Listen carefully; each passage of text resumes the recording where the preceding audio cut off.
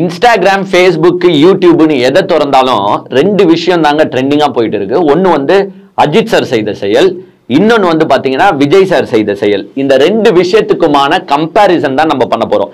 நம்ம ஏன் அஜித் சாரை வந்து ஒரு மனித கடவுள் அப்படின்னு சொல்றோம்னா அது கண்டிப்பா இந்த விஷயத்துக்காக தான். ஒன்னும் இல்லை, நீங்களே நேற்று பார்த்திருப்பீங்க. அஜித் சார் வந்து திருப்பதி கோயிலுக்கு வந்து போயிட்டு வந்திருப்பாரு. திருப்பதி கோயிலுக்கு போயிட்டு வரும்போது பாத்தீங்கன்னா அங்க இருந்த ரசிகர்கள், அதாவது அது வந்து பாத்தீங்கன்னா விடிய காலம் நினைக்கிறேன், ஒரு 2 மணியோ 3 மணியோ அந்த டைம். அப்போ வந்து அந்த ரசிகர்கள் கூட்டம் வந்து அங்க நின்னுகிட்டு வந்து பெரும்பாலும் பாத்தீங்கன்னா லேடிஸ் கூட்டம். அந்த கூட்டம் நின்னுட்டு என்ன பண்ணோம் பாத்தீங்கன்னா தலை தலை தலைன்னு கத்துவாங்க. இப்ப சில பேர் நார்மலா என்ன சொல்லுவாங்கன்னா அஜித் சாருக்குலாம் வந்து லேடிஸ் ஃபேன்ஸ் எல்லாம் கிடையாது, விஜய்க்கு தான் லேடிஸ் ரசிகர்கள் ஜாஸ்தி அப்படின்னு உருட்டுவாங்க. அங்க கோயில்ல அதிகமா கத்துண்டு யாருன்னு பாத்தீங்கன்னா லேடிஸ் தான், அதுவும் பெரும்பாலும் பெரியவங்க. சோ லேடிஸ் ரசிகர்கள் அதிகமா இருக்கிற ஒரு ஆளு கண்டிப்பா அஜித் சார் தான். அந்த கிரெடிட்டை கூட விஜய் சார் எடுத்துட்டு போவாரு. பட் இருந்தாலும் அங்க வந்து பாத்தீங்கன்னா அந்த லேடிஸ் எல்லாம் வந்து கத்துறாங்க, தலை தலை தலைன்னு கத்துறாங்க. அப்ப அஜித் சார் என்ன பண்றாரு தெரியுமா? ஒரு பார்வை பார்த்துட்டு கையை காட்டிட்டு இது கோவில், இங்க இப்படி கத்தாதீங்க, என்ன சொன்னாரு?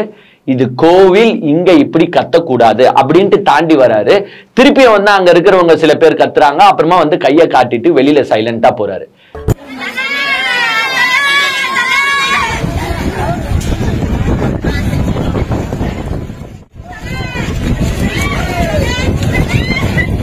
இதுதாங்க அஜித் சார். ஏன் அஜித் சாரை வந்து ஏங்க நம்ம வந்து நார்மலா ஏன் கடவுள்னு சொல்றீங்க, அஜித்தை கடவுள் அளவுக்கு எல்லாம் ஒப்பிடாதீங்கன்னு சொல்லுவாங்க. நல்ல கருத்தை சொல்றவனும் தன்னை நம்புகிறவன் நல்லா இருக்கணும்னு நினைக்கிறவனும் கண்டிப்பா கடவுள் தான். அந்த ரீதியில வந்து பாத்தீங்கன்னா அஜித் சார் கண்டிப்பா கடவுள் தான். ஏன்னா அவர் என்னைக்குமே தன்னுடைய ரசிகன் கெட்டு போயிடக்கூடாது அப்படின்னு நினைக்கிற ஒரு கேரக்டர். தன்னுடைய ரசிகனுக்கு எப்படியாச்சும் நல்ல புத்தியை தரணும், அவனை நல்ல வழியில வந்து அவனை நடத்தணும் அப்படின்னு நினைக்கிறவர் தான் அஜித் சார். அவர் வந்து பாத்தீங்கன்னா பொது இடத்துல இப்படி நடக்கக்கூடாது, இது வந்து ஒரு கோவில், இங்க வந்து நிறைய பேர் இருப்பாங்க, இந்த இடத்துல நம்ம சாமியை தான் கும்பிட வரோம், நம்ம சாமியை தான் கும்பிடணுமே தவிர்த்து என்ன வந்து நீங்க தலை தலைன்னு கூப்பிடுறது தப்பு அப்படின்ற ரீதியில தான் அந்த கையை காட்டிட்டு அவர் வந்து விலகி போறாரு, அந்த இடத்தை விட்டே விலகி போறாரு. இதுதாங்க தலை. இதுதான் வந்து உண்மையிலே பொது இடம்னா இப்படி பண்ணக்கூடாதுப்பா அப்படின்னு டீசெண்டா சொல்லிட்டு போறாரு. அதே மாதிரிதான் லாஸ்டா இன்னொரு வீடியோவும் நம்ம பார்த்தோம். ஏர்போர்ட்டோ எங்கேயோ தெரியல, அவர் அந்த ரேசிங் ஃபீல்ட்லயான்னு தெரியல, அங்க வந்து ஒருத்தங்க விசில் அடிக்கும் போது தலைவர் வந்து விசில் அடிக்க கூடாதுன்னு சொல்றாரு. ஏன்னா பப்ளிக் பிளேஸ்ல விசில் அடிக்காதீங்க. சோ தன்னுடைய தொண்டனுக்கு முடிந்த அளவில் அவனை வந்து நட்பலியில எடுத்துட்டு போகணும், அவனை வந்து அவன் இப்படி பண்ணக்கூடாதுன்றத நம்மளால முடிஞ்ச அளவுக்கு சொல்லணும் அப்படின்னு நினைக்கிறது தான் அஜித் சார். இந்த வீடியோ வந்து பாத்தீங்கன்னா நேற்று படு வைரலா ட்ரெண்டிங் ஆகிட்டு இருக்கு, எல்லா சோசியல் மீடியாஸ்லயும் போகுது. அதுல இன்னொன்னு மிகப்பெரிய விஷயம் என்ன தெரியுமா? உங்களுக்கே நல்லா தெரியும், அஜித் சார் வந்து நார்மலா வந்து அதுவும் இந்த கோயில் வளாகத்துல எல்லாம் போட்டோஸே சத்தியமா அவர் தரமாட்டாரு. மேபி ரேசிங் ஃபீல்ட்ஸ்ல யாருன்னா போய் ஒரு போட்டோ 2 போட்டோ கேட்டா கொடுப்பாரே தவிர்த்து பப்ளிக் பிளேஸ்ல நார்மலா அவாய்ட் பண்ணிப்பாரு. அந்த போட்டோ எடுக்கிற விஷயங்கள் நார்மலா அவருக்கு பிடிக்காது. கோவில்ல வந்து பாத்தீங்கன்னா ஒருத்தர் வந்து போட்டோ கேட்கிறாரு. அப்ப வந்து அவர் வேணான்னு சொல்லிட்டு திரும்பும் போது அந்த பையன் வந்து எனக்கு வாய் பேசாது, காது கேட்காது அப்படின்ற மாதிரி ஸ்லாங்ல சொல்றான். அதை பார்த்த உடனே அஜித் சார் என்ன பண்றாருன்னா அவரே போனை வாங்கி ஒரு போட்டோ எடுக்கிறார். నా కారు ఈ పక్క ఉంది.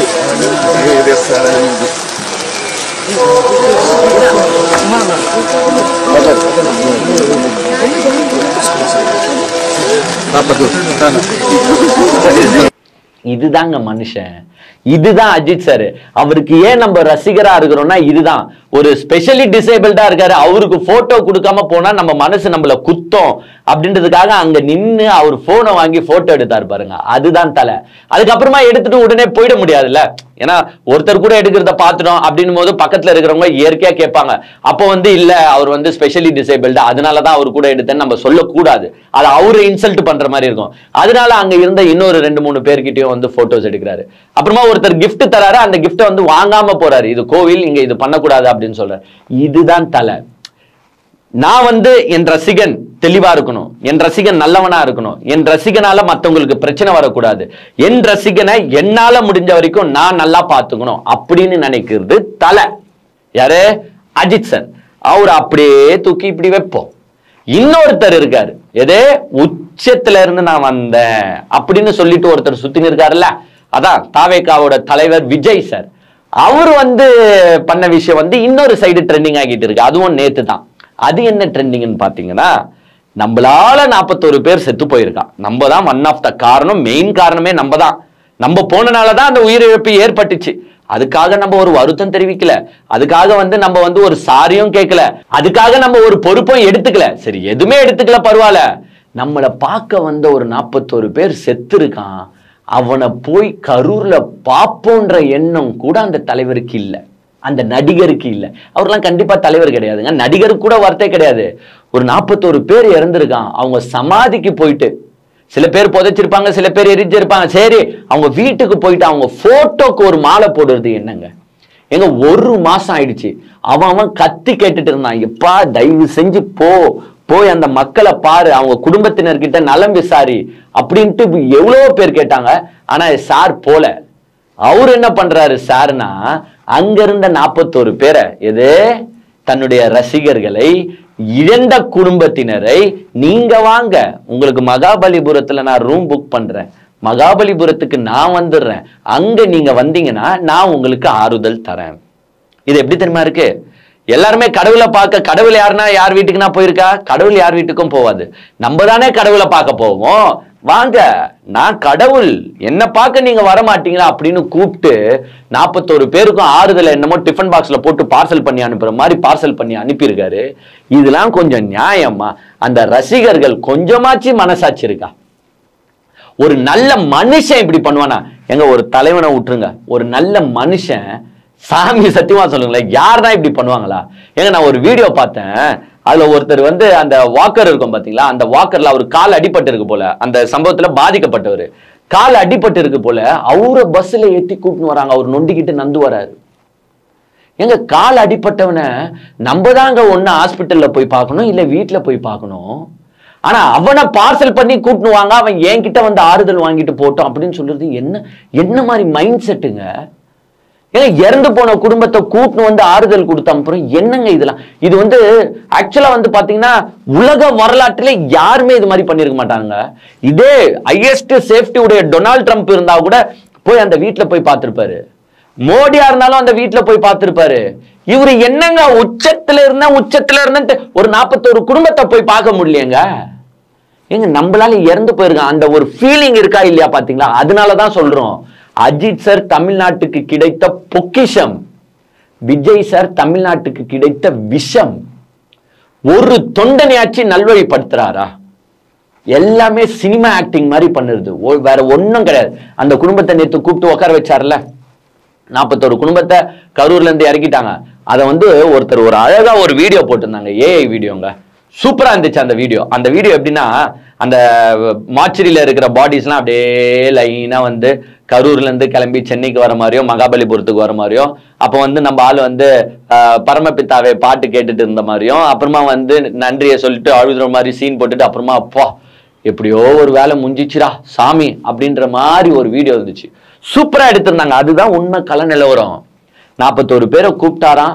41 பேரை கூப்பிட்டுட்டு இவரு போய் ஒரு ரூம்ல உக்காந்துக்கிட்டாராம். நல்லா கேட்டுக்கோங்க, இவரு போய் ஒரு ரூம்ல உக்காந்துக்கிட்டாரு. அந்த 41 குடும்பமும் இவர் அந்த ரூம்ல சந்திச்சுட்டு போகணுமா. இது எப்படி தெரியுமா இருக்கு? இந்த ஹாஸ்பிட்டல்ல டோக்கன் சிஸ்டம் போடுவாங்க பாத்தீங்களா, ஒருத்தர் முஞ்ச உன்ன ஒருத்தர் முஞ்ச உன்ன ஒருத்தர், இல்லைன்னா இன்டர்வியூ கூப்பிடுவாங்க பாத்தீங்களா, ஒருத்தர் முஞ்ச உன்ன ஒருத்தர்னு. என்னங்க இது? கூப்பிட்டா ஆளுக்கு 10 நிமிஷம் 15 நிமிஷம். அப்போ இவர் ஒரு டைலாக் ரெடி பண்ணி வச்சுட்டு இருப்பாரு. என்ன டைலாக் ரெடி பண்ணுமோ அந்த டைலாக அப்படியே கொட்டிட்டு இருப்பாரு. அழுகுற மாதிரி சீன் போட்டு இருப்பாரு. கிளிசரினை ஊத்தின்னு கூட அழுதுருக்கலாம். ஏன்னா 1 மாசமா துக்கத்துல இருக்காருங்க எங்க விஜய் சாரு. 1 மாசத்துல இருக்கிற மனுஷன் எப்படியே துக்கத்துல பேசணும்ல, அதனால கண்ணில் கிளிசரினை ஊத்திக்கிட்டு கதறி அழுதாராம் அப்படின்னு தான் அந்த மக்கள் வெளியில சொல்றாங்க. அது உண்மை சம்பவம் என்ன நடந்துச்சுன்னு தெரியல. ஏன்னா அங்க ஒரு மீடியாஸும் அலௌடு கிடையாது, ஒரு பிரஸும் அலௌடு கிடையாது. அதே மாதிரி எல்லா குடும்பத்துக்கிட்டே இவர் என்ன தெரியுமா சொல்லியிருக்காராம், கவலைப்படாதீங்க, உங்க குடும்பத்துல ஒருத்தனா இருந்து நான் உங்களுக்கு உறுதுணையா இருப்பேன் அப்படின்னு இவர் சொன்னாராம். ஏதோ குடும்பத்துல ஒருத்தனா இருந்துன்னு. அப்போ அவர் சொல்லும் போது பக்கத்துல அவங்க அப்பா, அவங்க அம்மா, அவங்க ஒய்ஃபு சங்கீதா, அவங்க பையன் எல்லாருமே எட்டி நின்று பார்த்துருப்பாங்க. இந்தா உன் குடும்பத்தையே நீ கூட வச்சுக்கல, நீ போய் எப்படி அந்த குடும்பத்தை பார்ப்பேன்னு. ஏங்க பர்சனலா பேசுறேன்றது இல்ல, இந்த விஜய் ஃபேன்ஸ் எல்லாம் அஜித் சாரோட பர்சனலை எப்படிலாம் நோண்டி எடுத்து நுங்கத்தானுங்கன்னு எங்களுக்கு தெரியும். இங்க எவனா கீழே வருவான், இப்போ நான் தலை ரசிகன், ஆனா தளபதி தொண்டன், நீ விஜய் சாரை பத்தி பேசாரே அப்படிதான்டா பேசுவேன். நீங்களாம் டூப்ளிகேட் தலை ரசிகரா இருக்கலாம், நாங்களாம் சீரியஸான தலை ரசிகர், எதையும் மறந்துட்டுலாம் நாங்க போக மாட்டோம். நீங்க இப்போ டைம் பாஸுக்கு வந்துருக்கலாம். நாங்களாம் டைம் பாஸுக்கு வந்தவங்க இல்ல, வெறித்தனமா இருந்தவனுங்க. இப்படி எல்லாரையும் கலாய்க்கிறது இவனுங்க. இவரு ஆறுதல் சொல்லிட்டு அனுப்புறாராம். இந்த மாதிரி ஆறுதல் உலக வரலாற்றுல எங்கன்னா நடந்திருக்குமா? யாருன்னா பண்ணுவானா? ஏன் ரஜினி சாரு அவரால் ஒரு பிரச்சனை வந்திருந்தா ஓடி போயிருப்பாருங்க வீட்டுக்கு, போய் அந்த குடும்பத்தை பார்த்திருப்பாரு. ஐயோ என்னால இப்படி ஆயிடுச்சு, நான் இந்த இடத்துல இப்படி ஆயிடுச்சு, நான் காரணமோ இல்லையோ நான் இருந்த இடத்துல தானே ஆச்சு அப்படின்னு ஓடி போய் பார்த்திருப்பாரு. அஜித் சார்னா அவ்வளவுதான், அந்த மனுஷன் கதறிட்டு இருப்பாரு, அன்னைக்கே கதறி இருப்பாரு.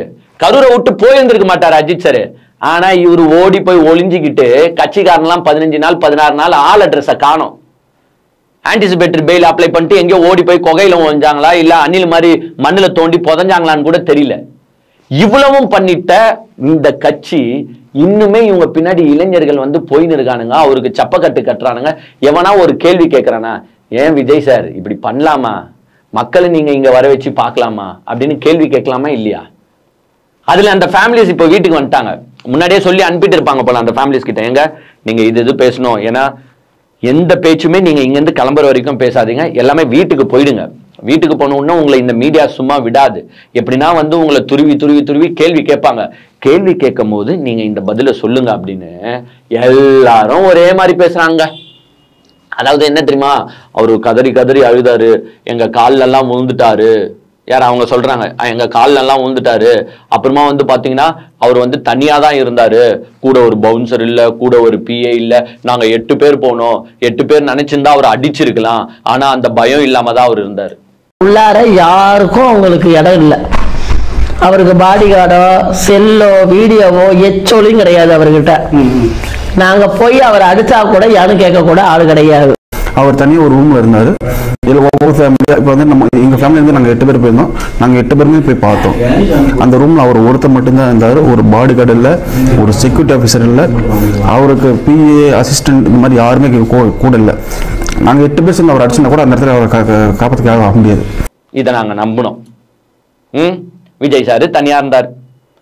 நீங்கள் போய் அவர் அடிச்சிருந்தா கூட அவர் ஒன்றும் பண்ணியிருக்க மாட்டார். மனுஷன் பயந்துக்கு நீ இங்கேருந்து கரூருக்கு வராமல் ஓடி ஒழிஞ்ச ஆள் தான் உங்கள் தலைவர் விஜய். ஏங்க இவருக்காக 41 உயிர் போயிருக்குங்க. ஆனா இவர் பயந்துக்குன்னு கரூருக்கு போல. என்னத்துக்கு பயந்துக்குன்னு? உயிர் பயம் கிடையாது. எவனா ஒருத்தாங்க கேள்வி கேட்டுட்டா போற இடத்துல, உன்னாலதான் இவ்வளவு பேர் செத்து போனானுங்க அப்படின்னு கேள்வி கேட்டுட்டா, நீ லேட்டா வந்தனாலதான் செத்து போயிட்டானுங்க, உனக்கு இங்க பாக்கிறதுக்கு கூட இவ்வளவு நாளான்னு கேட்டுட்டா, அந்த இமேஜ் ஸ்பாயில் ஆயிடுமோ, நம்மளுடைய பிம்பம் போயிடுமோ அப்படின்றதுக்காக பயந்துகிட்டு போவாத மனுஷன் இவரு. இப்ப நீங்களே சொல்லுங்க, விஜய் ஒரு விஷமா விஷம் இல்லையா? எங்கன்னா கொஞ்சமாச்சும் அந்த இறக்கம் இருந்துச்சா இல்லையா? இத ஒரே ஒரு ஃபேமிலி தான் உணர்ந்திருக்கு. நம்ம நிறைய கேட்டோம், ஏங்க ஃபேமிலிஸ் இப்படி போறீங்களே உங்களுக்கு எல்லாம் அறிவு இல்லையான்னு நிறைய கேட்டோம். அதுல ஒரு அக்கா நேத்து அந்த 20 லட்சத்தை ரிட்டர்ன் பண்ணிட்டு இருக்காங்க. அவங்க பேர் சங்கவி. அவங்களுடைய ஹஸ்பண்ட் இறந்து போயிருக்காருங்க. இந்த கதையை கேளுங்க. அவங்களுடைய ஹஸ்பண்ட் இறந்து போயிருக்காரு, காசும் போட்டுட்டு இருக்காங்க. அவங்க அந்த காசை ரிசீவ் பண்ணிட்டு இருக்காங்க. அது தப்பும் கிடையாது, ஏன்னா அவங்களுடைய ஹஸ்பண்ட் இறந்து போயிருக்காங்க. காசு ரிசீவ் பண்ணதுல தப்பு கிடையாது. இவர் வீடியோ கால் பேசினார் பாத்தீங்களா, அப்போ இவர் என்ன சொல்லியிருக்காரு எல்லார்கிட்டையும், நான் கண்டிப்பா கரூர்ல உங்க எல்லாரையும் சந்திப்பேன், நினைவு பண்ணுவேன், அந்த அஞ்சலியை நான் செலுத்துவேன் அப்படின்னு தான் சொல்லிட்டு காசை போட்டிருக்காரு. அதனால இந்த அக்கா காசும் வாங்கிட்டு இருக்காங்க. நேத்து இவங்களை சென்னைக்கு கூப்பிட்டு இருக்காங்க. ஆனா இவங்க என்ன தெரியுமா சொல்லியிருக்காங்க, சென்னைக்கெல்லாம் என்னால வர முடியாதுங்க, அவர் இங்க அஞ்சலி செலுத்துறேன்னு சொல்லியிருக்காரு, அவர் வரணும்னு சொல்லியிருக்காங்க. உடனே தாவேக்கா காரணங்க என்ன தெரியுமா பண்ணிட்டாங்க, ஐயோ இவங்களை கூட்டிட்டு போனா இவங்க எதனா வில்லங்கம் படுத்துருவாங்க, அதனால நம்ம என்ன பண்ணுவோம், அவங்களுடைய இறந்து போனவரோட அக்கா புருஷன் இவங்களெல்லாம் பேக் பண்ணி கூட்டிட்டு போயிடலாம், கணக்கு காட்டிடலாம் அப்படின்ட்டு பேக் பண்ணி கூட்டிட்டு போயிருக்காங்க. இது எவ்வளவு பெரிய அசிங்கம். அந்த அக்கா இந்த விஷயத்தை கேள்விப்பட்ட உடனே என்ன பண்ணிருக்காங்க, போங்கடா உங்க 20 லட்சமும் வேணாம், ஒன்னும் வேணாம், என் கணவன் இறந்து போயிருக்கான், அவனை பாக்குறதுக்கு கூட உங்களால முடியல, அவர் போட்டோக்கு ஒரு மாலை போட உங்களால முடியல, நீங்க கூப்பிட்ட இடத்துக்கு நான் ஆறுதல் வாங்கணுமா, உங்க 20 லட்சம் பணமே எனக்கு தேவையில்லைன்ட்டு 20 லட்சத்தை நேற்று ரிட்டர்ன் பண்ணிருக்காங்க. இதுதாங்க சிங்கப்பெண்ணு. என் பேர் சங்கவி, என்னோட கணவர் பேர் ரமேஷ். அவர் போன மாசம் கூட்ட நெரிசல்ல விஜய் மீட்டிங்க்கு போய் இறந்துட்டாருங்க சார். அவர் இறந்துட்டாரு. அவர் இறந்ததுக்காக ஆறுதல் தெரிவிக்க சொல்லியிருந்தாங்க. ஆனா அது ஆறுதல் தெரிவிச்சு பணம் எங்களுக்கு கொடுக்குறதா சொல்லிடலாம். அவர் டைரக்டா ஆறுதல் தெரிவிக்கிறேன்னு தான் சார் சொல்லியிருந்தாரு. நாங்க ஆறுதல் தான் சார் பெருசா எதிர்பார்த்தோம். எங்களுக்கு பணம் தெரிவிக்க கிடையாது. நாங்க இந்த மாதிரி கூட்டத்துக்கு இன்னைக்கு போகல, அவங்க கூப்பிட்டுருந்தாங்க, நாங்க போகல. ஆனா எங்களுக்கே தெரியாம எங்க பேரை 3 பேர் மிஸ்யூஸ் பண்ணி போயிருக்காங்க. ஆக்சுவலா நாங்க யாரையுமே அனுப்பல, ஆனா எங்களோட பேரை அவங்க வந்து தவறா உபயோகப்படுத்திருக்காங்க 3 பேர். நாங்க வந்து 6 தடவை தான் பெருசா எடுத்தோம். நாங்க ரொம்ப மன உளைச்சல் காலாக்கி இருக்காங்க சார் இன்னைக்கு என்ன. அதனால நான் வந்து 6 தடவை தான் எனக்கு பெருசா எதிர்பார்க்கணும் சார். நான் பணத்தை வந்து எதிர்பார்க்கல. பணத்தினால வந்து எங்க கணவனோட உயிரை வந்து யாராவது திருப்பி கொடுக்க முடியாது. இப்படிதான் இருக்கணும். ஏங்க ஒரு நம்மளுக்கு ஒரு பிரச்சனை, அதான் ஒருத்தரால பிரச்சனைனா அவர் தாங்க நம்மள வந்து பார்க்கணும். அப்போ உங்க உயிருக்கு ஒண்டி பயந்துக்கணும் நீங்க சென்னையிலயோ மாமல்லிபுரத்துலயோ Z+ செக்யூரிட்டி Y+ செக்யூரிட்டியை போட்டு உட்கார்ந்து இருப்பீங்க. ஆனா அங்க இருக்கிறவங்களை செத்து போனவங்களை கூட நீங்க போய் கண்டுக்க மாட்டீங்க. இதெல்லாம் தப்பா இல்லையா? உண்மையான விஜய் ஃபேன்ஸ் கொஞ்சமாச்சும் மூளை இருக்கிறவன் கமெண்ட் பண்ணுங்க. ஒரு ரசிகன் எப்படி நடக்கணும், அவன் நல்லா இருக்கணும் அப்படின்னு நினைக்கிறது அஜித் சார். ஆனா ஒரு ரசிகன் எப்படிலாம் நடக்கக்கூடாது அப்படிலாம் நடந்துக்கோ. ஒரு ரசிகன் செத்து போனாலும் பரவாயில்ல, நான் வந்து பார்க்க மாட்டேன், நீ வந்து பாரு அப்படின்னு சொல்லுறதுதான் விஜய் சார். யார் நல்ல நடிகர், யார் நல்ல தலைவர்னு நீங்களே புரிஞ்சுக்கோங்கடா.